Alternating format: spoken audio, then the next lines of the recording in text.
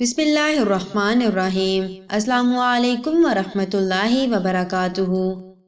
بیٹی قیمتی یا زمین؟ سارے بیٹے آس پاس بیٹھ گئے۔ بوڑھے باپ نے تلاوت ختم کی، قرآن کو بند کیا اور احترام سے سرہانے رکھ دیا۔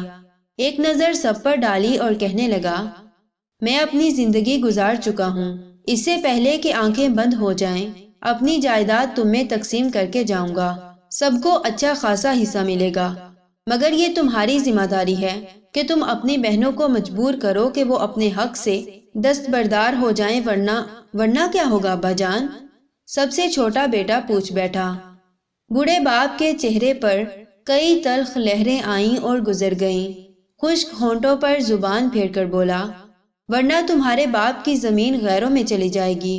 چھوٹا ذرا خود سرسا تھا، پوچھنے لگا، ابا جان، بیٹی کو جائیداد سے حق دینے کا حکم تو خدا کا ہے، کیا خدا کو یہ علم نہ تھا کہ بیٹی کو حصہ دینے سے زمین غیروں میں چلی جائے گی؟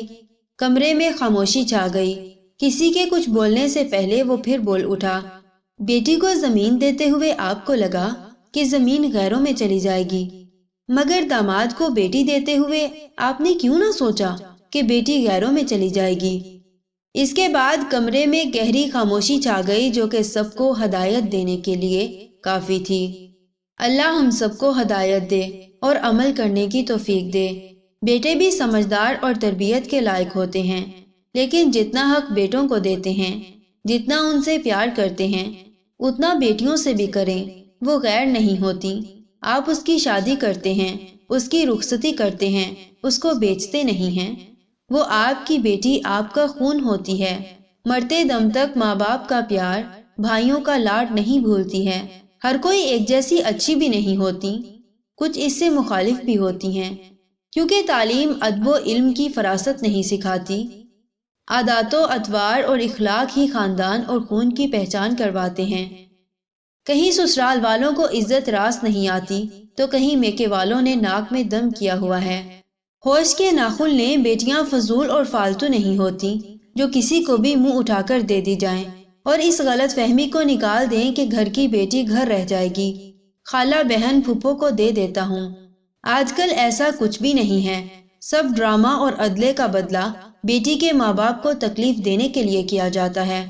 کہیں کہیں سب ٹھیک چلتا ہے، لیکن اکثر ایسا ہی ہوتا ہے، اور پھر آخر میں وہی رونا، تمہارا سسرال تمہارا گھر ہے، وہاں جیو مرو، یہاں کوئی جگہ نہیں۔